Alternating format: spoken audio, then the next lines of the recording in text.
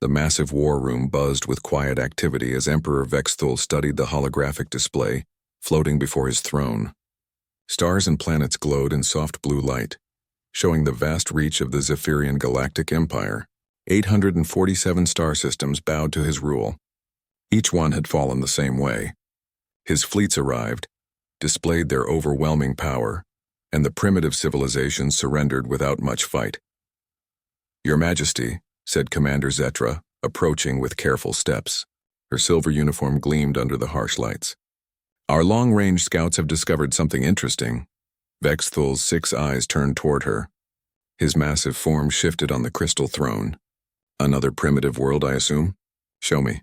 The hologram changed. A yellow star appeared with several planets orbiting around it. The third planet from the star glowed green and blue. Swirling white clouds covered parts of its surface. "The inhabitants call their world Earth, Your Majesty," Zetra explained. "Our analysis shows they are a water-dependent species. They have only achieved basic space travel. Their weapons use chemical propulsion and primitive nuclear reactions." Vexthul leaned forward with interest. Earth looked like countless other worlds his empire had conquered. Green forests, blue oceans, white clouds. Nothing special. Nothing threatening. "Population?" he asked. "Approximately 8 billion beings, Your Majesty. They are divided into many small nations that often fight each other. Their technology levels vary widely across different regions." The Emperor's mandibles clicked together in what passed for a smile among his species. 8 billion primitives who cannot even unite their own world. This should be simple. He stood from his throne, his forearms spreading wide. "Commander Zetra, prepare the 7th Battle Fleet. I want this conquest completed within 3 cycles. These humans will make excellent workers for our mining operations. At once, Your Majesty. Should we follow standard conquest protocol?" "Of course. Send the advance fleet first. Let them see our power. Most primitive species surrender immediately when they understand how outmatched they are." Zetra bowed deeply. "The advance fleet will reach their system in 20 cycles, Your Majesty." After the commander left, Vexthul returned to studying the display. Earth rotated slowly in the hologram. He had conquered worlds with billions of inhabitants before. Some had advanced technology, some had powerful weapons. None had lasted more than a few days against Zephyrian might. The Zephyrian Empire had perfected the art of conquest over thousands of years. Their plasma weapons could melt through any known armor. Their energy shields could deflect most attacks. Their ships moved faster than anything these humans could imagine, but more important than their technology was their experience. The Empire had faced every type of resistance before. Desperate last stands, guerrilla warfare, even nuclear weapons. None of it mattered when facing 12 billion trained Zephyrian soldiers. Vexthul called up detailed scans of Earth's military forces. Primitive aircraft that needed runways. Ships that moved through water instead of space. Ground vehicles that burned fossil fuels. It was almost embarrassing how far behind these humans were. "They do not even have unified command," he muttered to himself. The scans showed dozens of different military organizations. Some nations had powerful armies. Others barely had any defenses at all. Most of their weapons were designed to fight other humans, not spacefaring civilizations. The Emperor felt a familiar excitement building in his chest. Soon, star system number 848 would join his empire. The humans would learn to serve the Zephyrian way. Their world would provide valuable resources for continued expansion. He thought about the standard conquest process. The advance fleet would arrive and demonstrate Zephyrian power. They would destroy a few military targets to show their weapons were real. Then they would broadcast the surrender terms. Most civilizations accepted immediately. The smart ones understood they had no choice. The stubborn ones required a few more demonstrations. But they all surrendered eventually. Earth would be no different. These humans might put up some token resistance at first. Their primitive instincts would demand it. But when they saw Zephyrian plasma weapons in action, when they watched their strongest defenses melt like ice, they would realize the truth. Resistance was futile. The hologram shifted to show fleet deployments. Massive Zephyrian dreadnoughts prepared for the journey to Earth. Each ship carried enough firepower to level a continent. The smallest vessels in the advance fleet were larger than anything humans had ever built. Vexthul reviewed the intelligence reports once more. Human governments spent most of their resources fighting each other. Their space programs were tiny and focused on exploration. not warfare. They had no orbital defenses worth mentioning. Perfect, he said aloud. Easy conquests were efficient conquests. The sooner Earth surrendered, the sooner his empire could move on to the next target. The Emperor dismissed the hologram and walked to the great window overlooking his capital city. Millions of beings from hundreds of conquered worlds lived and worked below. All of them served the Empire now. All of them had learned to accept Zephyrian rule. Soon humans would join them, another primitive species brought into the glorious Zephyrian Empire. Another world added to his collection. What could possibly go wrong? Admiral Sarah Chen watched the radar screens with growing concern. The objects had appeared at the edge of the solar system 3 hours ago. They were massive, moving in perfect formation, and completely unlike anything humanity had ever built. "Ma'am, we're receiving a transmission," reported Lieutenant Rodriguez from the communications station. His voice was steady, but she could hear the tension underneath. "Put it through." The main screen flickered, then showed an alien face. The creature had 6 eyes arranged around a skull-like head. Its skin was gray and covered in strange markings. When it spoke, the translation came through in broken English. "Primitive beings of the third planet, I am Commander Thakrin of the Zephyrian Empire. Your world is now property of Emperor Vexthal. Surrender immediately and your deaths will be quick." Admiral Chen stood straighter. She had spent 30 years in the Navy, fought in 3 different conflicts, and never backed down from a challenge. She was not about to start now. "This is Admiral Sarah Chen of the Earth Defense Force. You are not welcome in our system.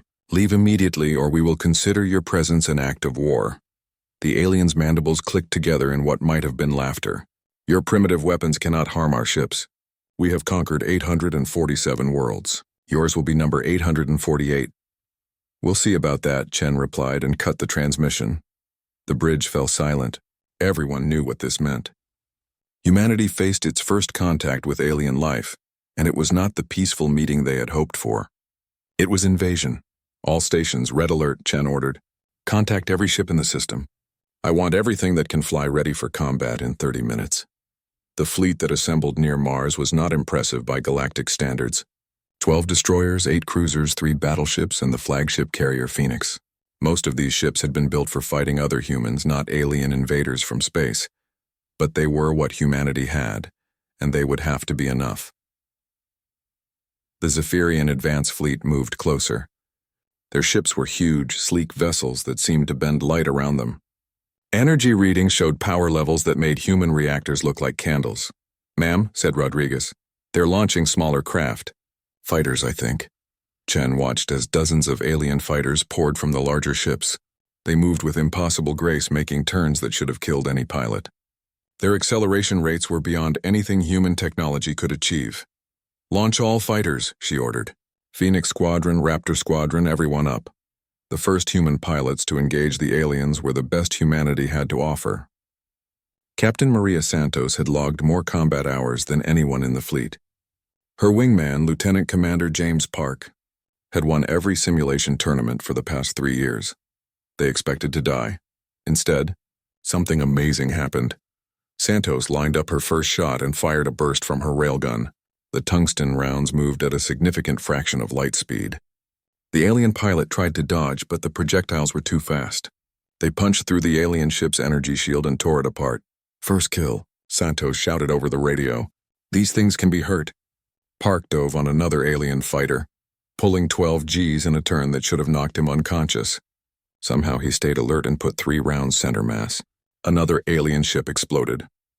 On the Zephyrian command ship, Commander Thakrin stared at his displays in shock. His fighters were dying. The primitive humans were not only fighting back, they were winning. "How is this possible?" he demanded. "Their technology is centuries behind ours." His tactical officer's voice shook. "Sir, they're moving in ways our computers say should kill them. Their pilots are pulling force loads that exceed their species' known limits." Thakrin watched a human fighter spiral through an impossible corkscrew maneuver, avoiding plasma bolts that should have vaporized it. The human pilot then returned fire with primitive kinetic weapons that somehow punched through advanced shielding. "Sir, we've lost 18 fighters," reported another officer. "The humans have only lost 3. This was not going according to plan. Zephyrian fighters had never been defeated by primitive species. Their technology was superior in every way. But somehow these humans were winning. "Recall all fighters," Thakran ordered. "Prepare the main guns. We will show them the true power of the Empire." The surviving alien fighters retreated to their motherships. Massive weapon ports opened along the hulls of the Zephyrian cruisers. Energy readings spiked as they charged their plasma cannons. Admiral Chen watched the energy build up with grim determination. "All ships, prepare for incoming fire. Spread formation and return fire when ready." The first plasma blast lit up space like a miniature star. It struck the destroyer Wellington and vaporized half the ship instantly. The other half tumbled away, burning and broken. But humanity's return fire was devastating in its own way. Nuclear warheads, accelerated to incredible speeds by magnetic launchers, slammed into Zephyrian shields. The aliens had never faced nuclear weapons delivered at such velocities. 3 Zephyrian cruisers vanished in nuclear fire. Commander Thakran felt fear for the first time in his military career. This was supposed to be a simple demonstration of power. Instead, half his fleet was gone and the humans showed no signs of surrendering. "Retreat," he ordered. "All ships, retreat to jump distance." As the surviving Zephyrian ships fled toward the edge of the solar system, Admiral Chen allowed herself a small smile. They had faced the unknown and survived. More than that, they had won. But she knew this was only the beginning. The aliens would be back, and next time they would bring more ships. Humanity needed to prepare for war. Emperor Vexthul's rage shook the very foundations of his palace. The massive throne room fell silent as his roar echoed off the crystal walls. Commander Thakran knelt before him, trembling. "You lost half your fleet to primitives?" Vexthul's voice was deadly quiet now, which was somehow worse than his shouting. "Your Majesty, they fought like no species we have ever encountered. Their pilots performed impossible maneuvers. Their weapons, silence." The Emperor stood, his forearms spreading wide. "I will not be humiliated by water-dwelling primitives. Prepare the 7th Battle Fleet. All of it."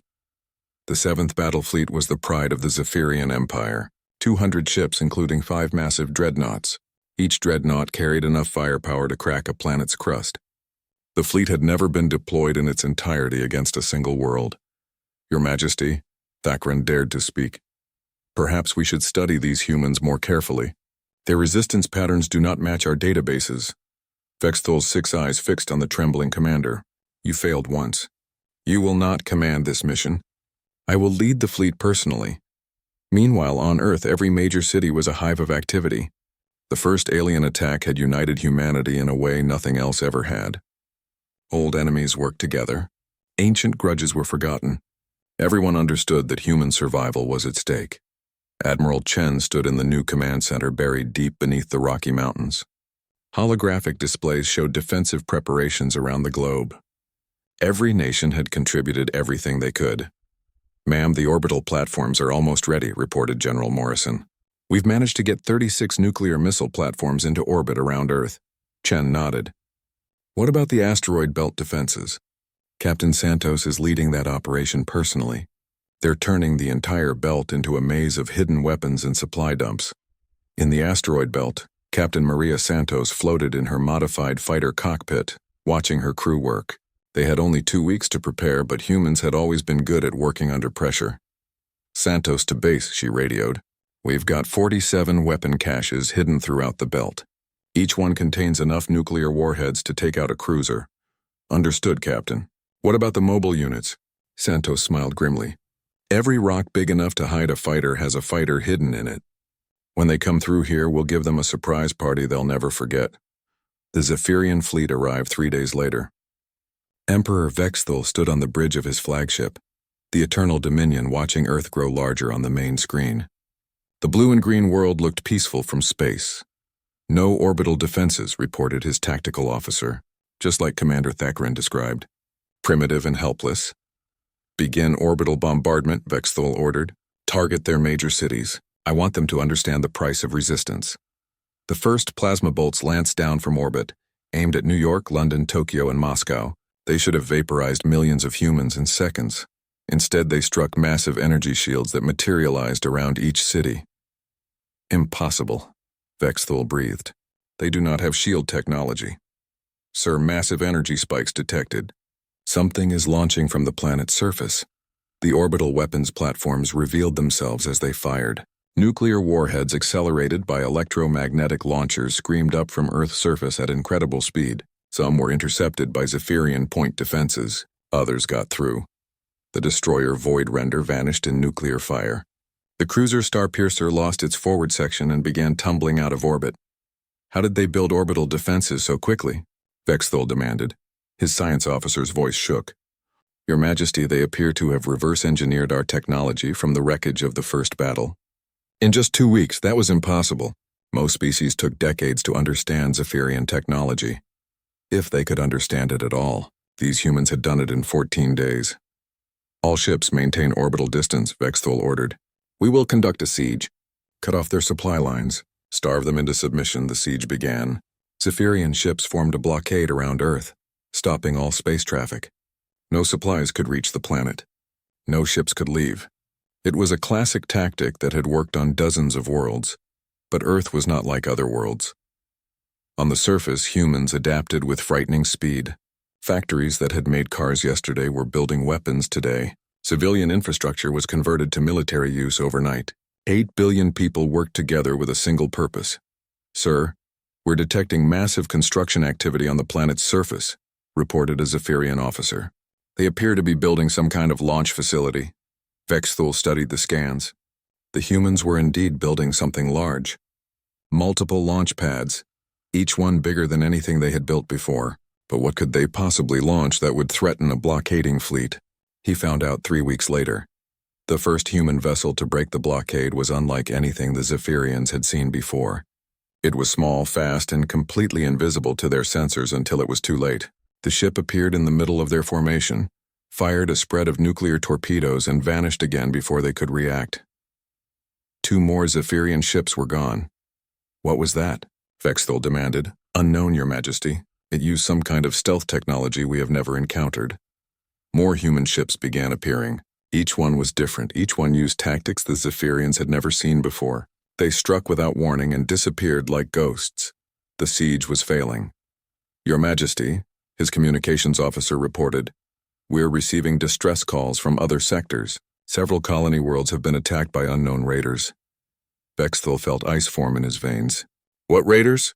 The attacks match human weapon signatures, Your Majesty. Somehow they are striking targets throughout the Empire. This was impossible. Earth was blockaded. No human ships should have been able to leave the system. Yet somehow human raiders were attacking Zephyrian worlds dozens of light years away. The humans were not just defending themselves. They were taking the fight to the Empire. For the first time in his long reign, Emperor Vexthul began to wonder if he had made a terrible mistake. The reports kept coming in. Colony after colony attacked by human raiders. Supply convoys destroyed. Military outposts reduced to burning wreckage.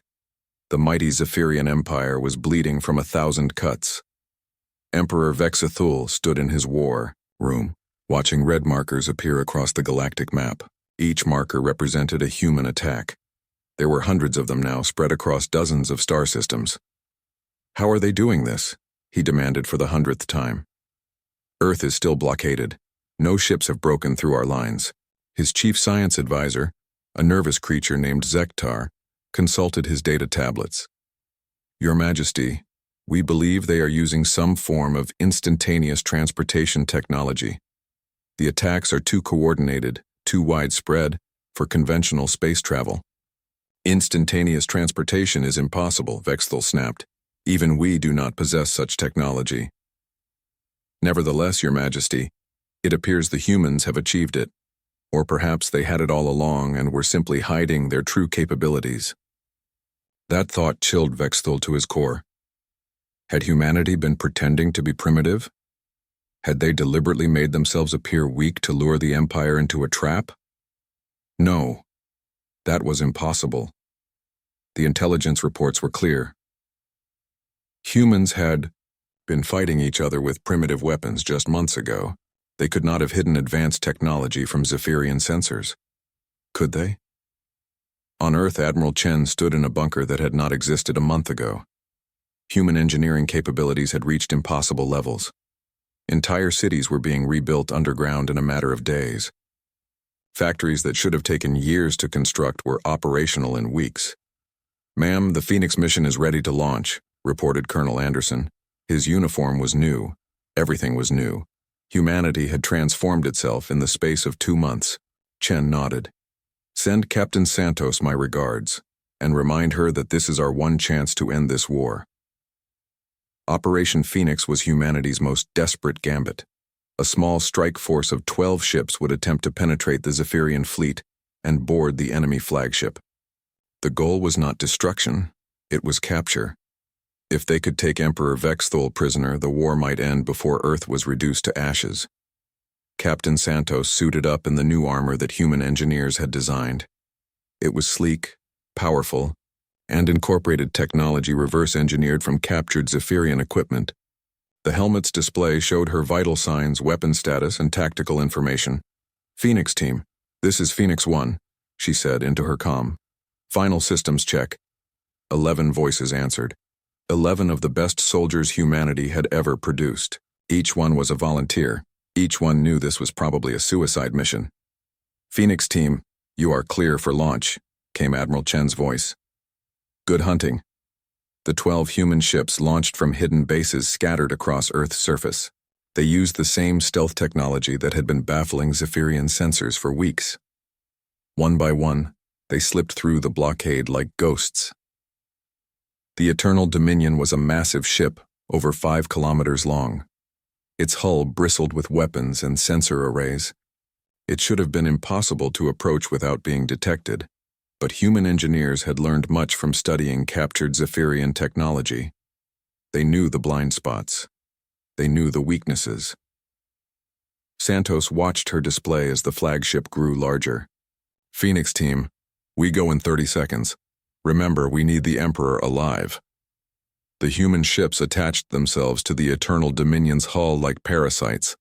Cutting beams sliced through the alien metal. Within minutes, Phoenix team was inside the enemy flagship. The corridors of the Zephyrian ship were vast and dimly lit. Everything was built to accommodate the aliens' four-armed physiology. Strange symbols covered the walls, pulsing with soft light. "Phoenix 1, we have contact," reported Sergeant Williams. His voice was calm despite the chaos erupting around them. Zephyrian soldiers were responding to the breach, but they moved slowly, confused by the sudden attack. Santos moved through the ship with deadly efficiency. The new armor enhanced her speed and strength beyond human limits. Her weapon, a hybrid of human and Zephyrian technology, cut through alien defenses like they were paper. The Zephyrian soldiers fought with desperation, but they had never faced anything like this. Human tactics were unpredictable. Human warriors seemed to ignore injury and exhaustion. They fought like beings possessed. "Bridge located," Santos radioed. "Phoenix team, converge on my position." The bridge of the Eternal Dominion was a vast chamber filled with holographic displays and control stations. At its center sat Emperor Vexthul on his crystal throne, surrounded by his officers. When the humans burst through the blast doors, the Emperor's 6 eyes went wide with shock. These creatures were not what he had expected. They moved with fluid grace, their weapons tracking targets with inhuman precision. "Surrender," Santos said, her weapon aimed at the Emperor's head. "Order your fleets to withdraw from Earth and you will live." Vexthul stared at the human warrior. Through her helmet's visor, he could see her eyes. They were not the eyes of a primitive creature. They were intelligent, determined, and utterly without fear. "You are not what our intelligence reports described," he said slowly. Santos smiled grimly. "Your intelligence was wrong about a lot of things. We're not primitive. We're not helpless. And we're definitely not going to surrender."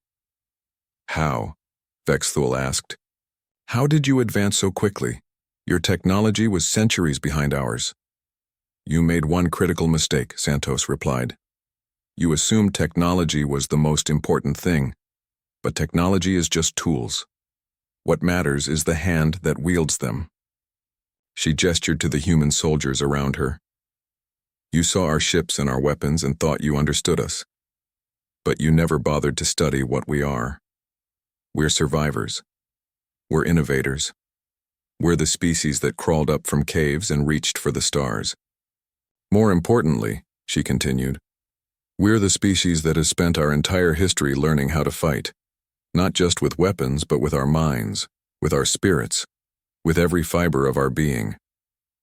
Vexthul began to understand. The Zephyrian Empire had grown complacent. They conquered through superior technology and overwhelming force. They had never faced a species that could adapt so quickly, that could turn their own advantages against them. You're not just defending your world, he realized. You're fighting for something more. Freedom, Santos said simply. The right to exist without bowing to tyrants. The right to choose our own destiny. These are concepts your empire seems to have forgotten. Emperor Vexthul looked around his bridge. His officers were frozen, uncertain. His mighty fleet was being torn apart by human raiders. His empire was crumbling, and for the first time in his life he understood that power was not about having the biggest weapons or the largest fleet. True power came from having something worth fighting for. The broadcast went out across every communication channel in the Zephyrian Empire. Emperor Vexthul's image appeared on screens throughout hundreds of star systems. His 6 eyes were dim with defeat, his once proud posture slumped. Citizens of the Empire, he began, his voice hollow. I speak to you from the bridge of the Eternal Dominion, currently under the control of human forces. I am ordering all Imperial fleets to withdraw from the Sol system immediately. Captain Santos stood beside the Emperor, her weapon lowered but ready. Around the bridge, her team maintained defensive positions. They had achieved the impossible, but the war was far from over. Furthermore, Vexthul continued, I am dissolving the military government of the Zephyrian Empire. All member worlds are hereby granted independence to govern themselves as they see fit. The Emperor's words sent shockwaves throughout the galaxy. Worlds that had been under Zephyrian rule for centuries suddenly found themselves free. Some rejoiced. Others panicked. Many simply could not believe it was real. On Earth, Admiral Chen watched the broadcast from her command center. Around her, her staff worked with quiet efficiency. The war was ending, but humanity's real work was just beginning. Ma'am, reported Colonel Anderson, we're receiving communications from former Imperial worlds. They're requesting assistance with the transition to independence. Chen nodded. Prepare humanitarian aid packages, medical supplies, food, defensive technologies, and send diplomatic teams to any world that requests them. Ma'am, some of our military advisors are concerned. They suggest this is an opportunity to establish human dominance in the galaxy. Chen turned to face him, her expression stern. Colonel, we did not fight this war to become the next Galactic Empire. We fought it to preserve freedom. That includes the freedom of other species to choose their own paths. 3 months later, Captain Santos stood on the observation deck of the newly commissioned human starship Liberation. Through the viewport, she could see the blue and green world of Kepler 442b, formerly an Imperial mining colony. The planet's surface showed signs of healing. Where once there had been massive strip mines and industrial complexes, new forests were growing. The native Keplerian people had been working day and night to restore their world. Captain Santos, came a voice behind her. She turned to see Ambassador Trelan, one of the Keplerian leaders. His blue-scaled face showed the characteristic smile of his species. Ambassador, Santos replied, how are the restoration efforts proceeding? Better than we had hoped. Your people's environmental technology is remarkable. We estimate full ecological recovery within 10 years instead of the century we had feared. Santos smiled. We're glad to help. Earth went through its own environmental crisis centuries ago. We learned the hard way how to heal damaged worlds. Trelan's expression grew serious. Captain, I must ask you something that has puzzled my people. Why do you help us? You have the power to rule us as the Empire did. Your weapons, your technology, your military might. Why do you choose to give instead of take? Santos thought for a moment before answering. Because we remember what it was like to be powerless. Humans spent thousands of years oppressing each other, fighting wars over resources and territory and ideology. We learned that true strength comes not from dominating others, but from lifting them up. Your species is truly remarkable, Trelan said. The Zephyrians ruled through fear. You offer friendship. We offer something more important than friendship, Santos replied. We offer hope. Across the galaxy, similar conversations were taking place. On Rigel 7, human engineers worked alongside local architects to rebuild cities destroyed by Imperial strip mining. On Vega Prime, human doctors shared medical knowledge that would double the local life expectancy. But humanity's greatest gift was not technology or medicine. It was the concept of self-determination. For the first time in centuries, entire civilizations were free to chart their own courses among the stars. On Earth, Admiral Chen received daily reports from across the galaxy. Former imperial worlds were forming new governments, establishing trade relationships, and exploring territories that had been forbidden to them for generations. "Ma'am," Colonel Anderson reported, "the Galactic Council has formally requested that Earth join as a founding member. They want us to help establish new laws for interstellar relations." "What kind of laws?" Chen asked. "Universal rights, restrictions on conquest, protocols for peaceful contact with new species. They want to ensure that nothing like the Zephyrian Empire can ever rise again." Chen smiled. "Tell them we accept, but make it clear that Earth will be one voice among many, not a ruling power. The galaxy belongs to all of us." 6 months after the fall of the Empire, former Emperor Vexthul walked through the gardens of the Terran embassy on his homeworld. His once mighty empire had been transformed into a confederation of free worlds. His people, surprisingly, seemed happier than they had been in centuries. Ambassador Harrison, the human representative to Zephyros Prime, joined him on the path. The two unlikely figures made an odd pair as they walked among the flowering trees.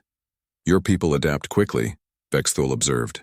"Already they speak of democracy and individual rights as if these concepts had always existed among us." "Freedom is a powerful idea," Harrison replied. "Once people taste it, they rarely want to give it up." "I have been thinking about our war," Vexthul said. "I believed I understood humans. I studied your technology, your weapons, your military capabilities. But I never studied your heart." "Our heart?" "Your spirit. Your refusal to submit to tyranny, even when facing impossible odds. We measured your power by your weapons, but your true power was something we could not detect with our sensors." Harrison nodded. "We call it the human spirit. But I think every species has it deep down. The desire to be free, to choose their own path, to reach for something better. Your people have it too. They just needed permission to let it show." As the two leaders continued their walk overhead, a new sight filled the sky.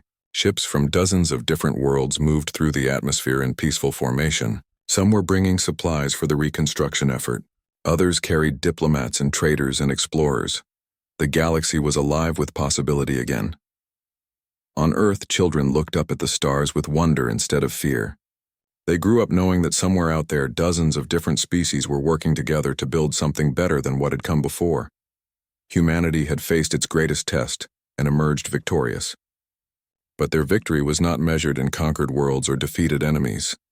It was measured in the freedom they had helped secure for every thinking being in the galaxy.